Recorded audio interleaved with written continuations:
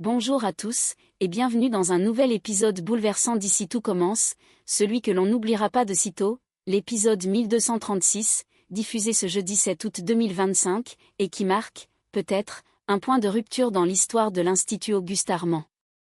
Ce soir, ce n'est pas seulement une finale qui se joue, c'est une bataille d'identité, de blessures anciennes, et d'héritage à défendre.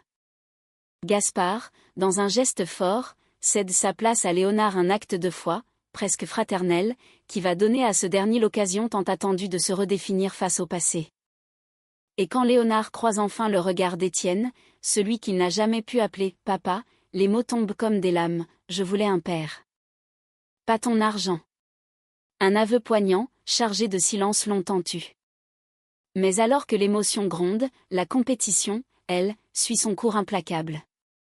Le jury approche, l'assiette est prête et c'est le drame, le dôme s'effondre. Le rêve se brise. Castelmont triomphe. L'Institut est à terre. Dans l'ombre de cette défaite cuisante, Tessier vacille. Fierté fracassée, masque fissuré, il murmure à Constance ce qu'il n'avait jamais osé dire, peut-être que cette fois, j'ai atteint ma limite. Une phrase qui résonne comme un adieu. Est-ce la fin d'un règne ? Ou la mue d'un homme qui doute pour la première fois de sa légitimité ? Et ce n'est pas tout. Tandis que Lionel se débat avec sa culpabilité après une nuit imprévue avec Thelma, le passé trouble de Jim refait surface, mettant en péril son duo avec Jasmine. Au cœur de l'épreuve, les failles se révèlent, les âmes se confrontent, et les masques tombent. Préparez-vous à vivre un épisode intensément humain, où la cuisine devient le théâtre de toutes les blessures, de tous les espoirs, et peut-être d'un renouveau. Dans le grand hall de l'Institut Auguste Armand, baigné par la lumière de fin d'après-midi, une tension particulière flotte dans l'air. Solal, Carla et Gaspard sont réunis, suspendus aux lèvres de Clotilde et Tessier. Les deux chefs les regardent avec une intensité rare, presque solennelle. Clotilde prend une inspiration, son regard se pose sur chacun d'eux. Vous êtes en finale. L'Institut Auguste Armand va disputer le titre de meilleure école de cuisine de France. Un souffle coupé, des yeux qui brillent. Le silence est vite remplacé par un mélange de soulagement et de joie contenue. Mais dans le regard de Gaspard, une autre idée se dessine. Plus tard, à l'écart, il s'approche de Léonard. Son ton n'est ni théâtral, ni condescendant. Il parle avec une sincérité brute, comme on tend la main à un frère de bataille. Prends ma place pour la finale. Tu veux te venger, pas pour faire mal mais pour lui montrer ce que t'es devenu. Ce que t'as dans le ventre. Léonard reste silencieux quelques secondes. Il ne s'y attendait pas. Son cœur bat plus fort. Cette chance, il l'a rêvée, mais il ne l'a jamais vraiment cru possible. Il cherche dans le regard de Gaspard une trace de doute, mais il n'y a que du respect. Léonard hoche la tête, ému, déterminé. Il accepte. À cet instant, il ne s'agit plus d'une compétition. C'est une revanche sur les humiliations, une réponse aux regards qui l'ont trop souvent sous-estimé. Il ne va pas seulement représenter l'Institut. Il va se représenter lui-même. S'avance avec leur plat, le visage fermé, les mains moites. Jasmine tente de sauver les apparences, mais elle sent bien que Jim est ailleurs, tendu, nerveux. Olivia et Claire goûtent en silence. Elles échangent un regard discret, mais éloquent, quelque chose cloche. Le plat est bon, oui, mais il manque d'âme, de cohérence. On sent que la cuisine a été faite à deux vitesses. Que l'harmonie habituelle entre Jasmine et Jim s'est fissurée. Claire brise le silence. Il y a de bonnes choses, des idées intéressantes mais ça manque d'équilibre. On ne vous reconnaît pas. Olivia, plus directe, pointe le défaut majeur. Jim, tu semblais perdu. C'est toi qui avais la main sur le plat ? Jasmine le regarde, incertaine, comme si elle découvrait elle aussi pour la première fois à quel point quelque chose l'a bouleversée. Jim baisse les yeux. Il hésite. Puis finit par souffler. Je viens d'apprendre que vous alliez reprendre les employés d'Honoré Laurent. Olivia reste calme, attentive. C'est une piste, pas une décision. Mais tu as un souci avec ça ? Jim garde le silence quelques secondes de trop, avant de lâcher. Disons que je connais certains d'entre eux. Et pas forcément pour les bonnes raisons. Le malaise s'installe. Jasmine comprend qu'il y a un PN de la vie de Jim qu'elle ignore encore. Claire et Olivia se regardent à nouveau, plus grave cette fois. Le test n'est pas un échec cuisant. Mais ce n'est pas non plus une réussite. Et dans l'ombre, un autre enjeu vient de naître. Qu'a vécu Jim dans cette ancienne brigade? Et surtout, que cache-t-il encore? Dans un coin tranquille du bar, Lionel, visiblement mal à l'aise, s'effondre sur une banquette face à Jude et Gary. Les traits tirés, il triture nerveusement une serviette en papier. Il a besoin d'en parler, de vider son sac. Il avoue d'une voix à peine audible, presque honteuse. J'ai merdé avec Thelma. Jude hausse les sourcils, surpris mais pas vraiment choqué. Gary, lui, lève les yeux de son téléphone, curieux.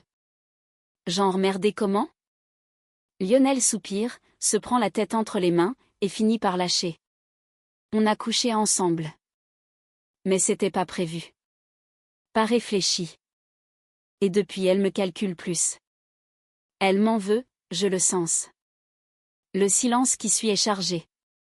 Lionel est sincèrement paumé. Il ne sait pas si c'est la culpabilité, la peur de l'avoir perdu ou juste son propre désordre émotionnel, mais il sent que quelque chose lui échappe. Gary, dans sa bonne humeur habituelle, dégaine son téléphone et fait défiler son application d'horoscope.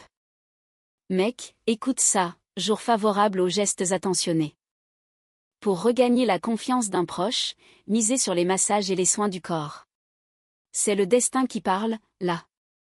Il rigole et, sans demander l'avis de personne, envoie l'horoscope du jour à Thelma, accompagné d'un petit clin d'œil virtuel. Quelques minutes plus tard, alors que Lionel n'y croyait plus, le téléphone vibre. Un message. C'est elle. Thelma a répondu. Rien de long. Rien de trop engagé. Mais un mot, un smiley, une ouverture. Lionel relève la tête, un peu plus lumineux. Elle m'a répondu. Et dans ses yeux, l'espace d'un instant, on lit de l'espoir. Peut-être que tout n'est pas foutu. Peut-être que le massage cosmique de Gary a réveillé quelque chose. Peut-être qu'il a encore une chance s'il ne gâche pas tout cette fois.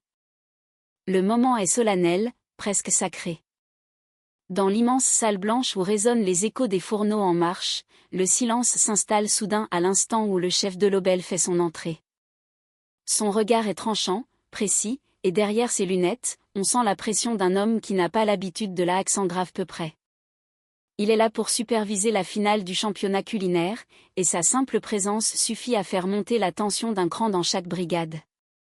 Les candidats, en toques impeccables, se figent une demi-seconde. Ils savent que le plat qu'ils doivent exécuter aujourd'hui est une pièce de patrimoine, la parillada de bisque de homard et vinaigrette de fenouil, une création emblématique du grand Auguste Armand lui-même. Un hommage exigeant, un monument de technique et de sensibilité. Delobel ne dit pas un mot au départ. Il observe. Les gestes. Les postures. Les regards entre coéquipiers. Le silence, ponctué seulement par les bruits de l'eau qui bout, du beurre qui grésille, du couteau qui claque sur la planche. Tout le monde sait que la moindre erreur, le moindre déséquilibre dans la vinaigrette, la moindre surcuisson du homard, et c'est la chute libre. La parillada n'est pas qu'un plat. C'est une épreuve d'élégance, de maîtrise et de courage. Savoir extraire toute l'intensité d'une bisque, comprendre l'anis du fenouil sans l'écraser, composer un équilibre entre la mer, l'acidité, et le feu du grill. Et surtout, le faire sous l'œil du chef de l'Obel qui connaît chaque composant de cette assiette sur le bout des doigts. L'enjeu dépasse de loin la victoire. Il s'agit de prouver sa légitimité à marcher dans les pas d'un maître, et de tenir sa place dans l'héritage culinaire d'Auguste Armand. Les élèves le savent. Leurs mains tremblent parfois. Mais leur feu intérieur, lui, ne vacille pas.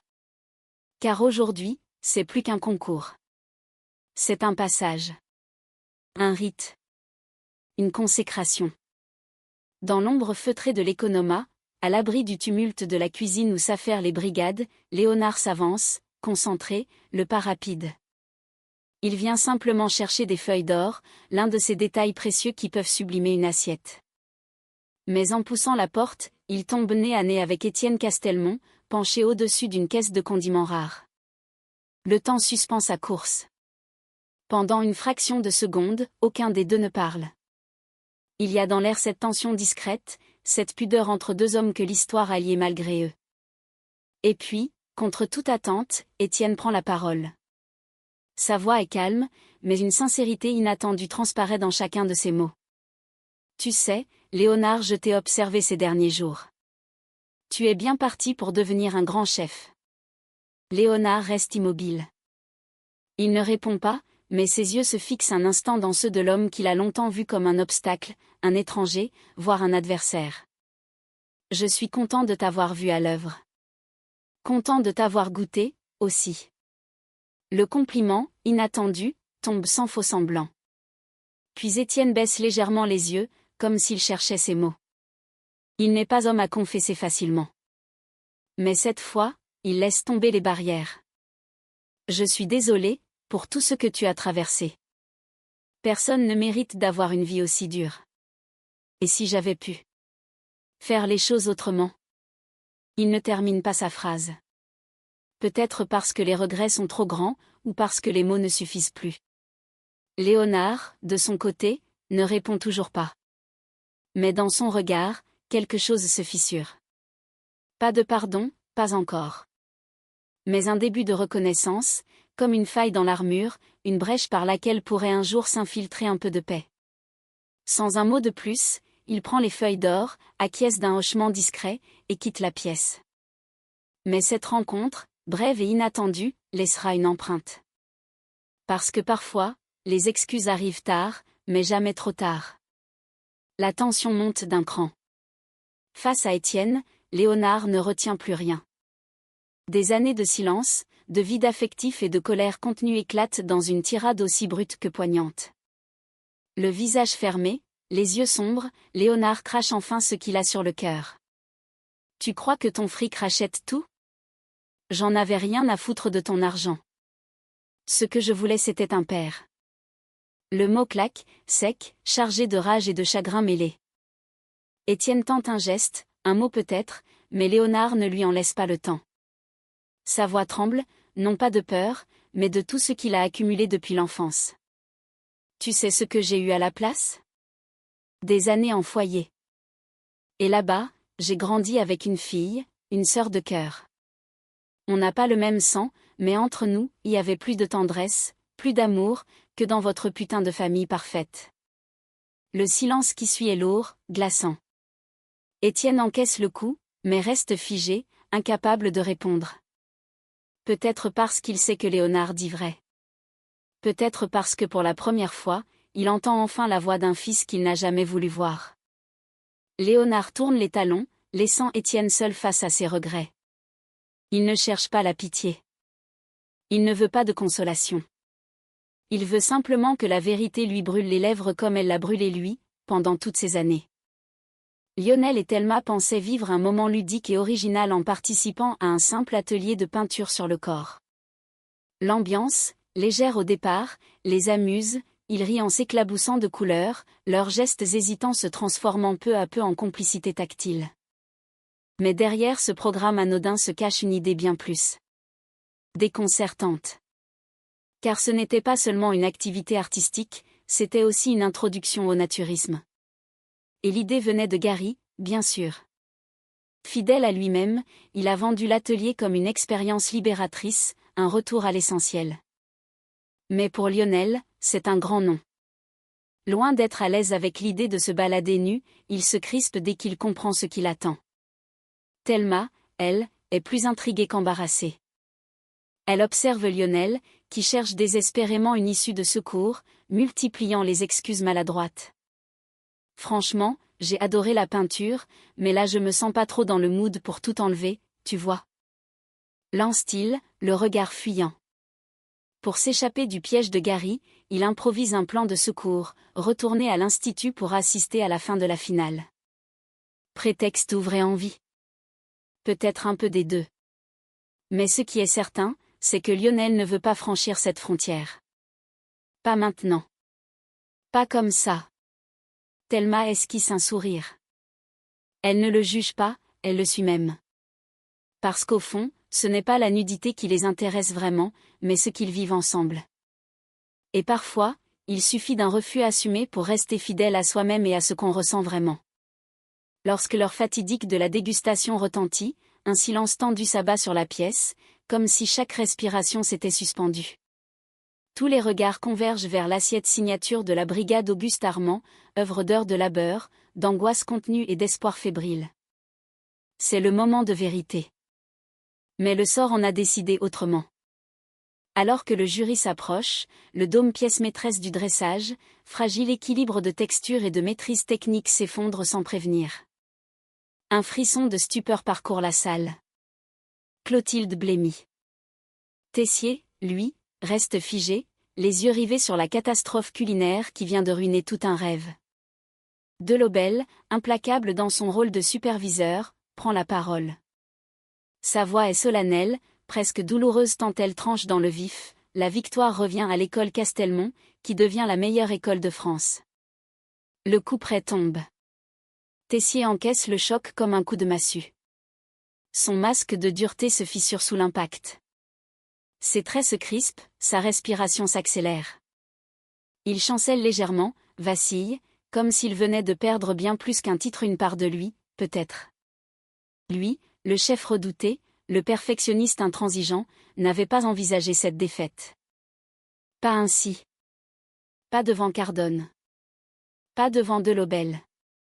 Pas devant tout le monde. Un battement de cœur encore, et Clotilde, inquiète, pose une main ferme sur son bras. Tessier reste debout, par fierté.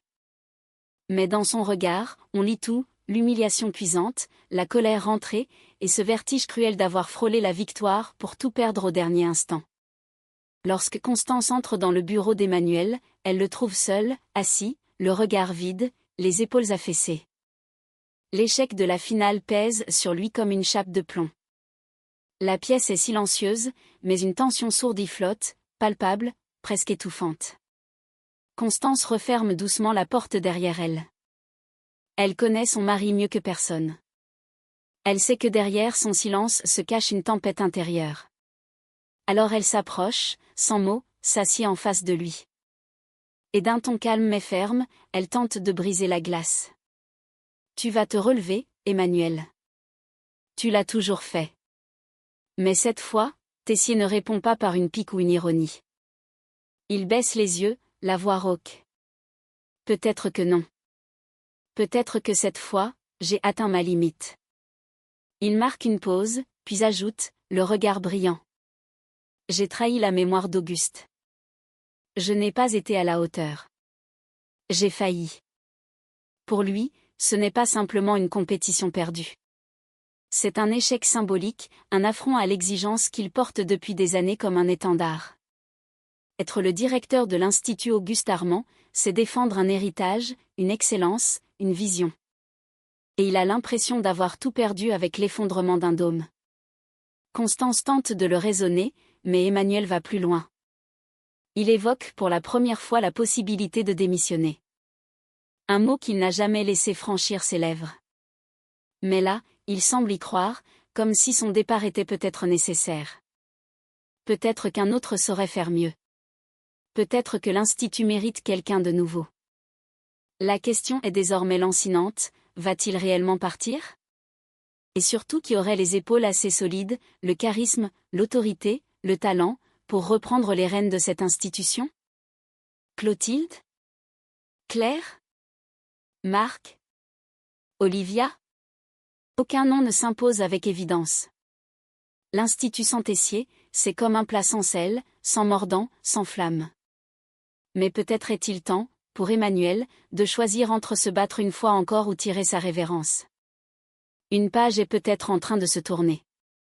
Et voilà, cet épisode 1236 d'Ici tout commence nous laisse avec une émotion à vif, le souffle coupé, comme si nous aussi, spectateurs, avions vu s'écrouler ce fameux dôme.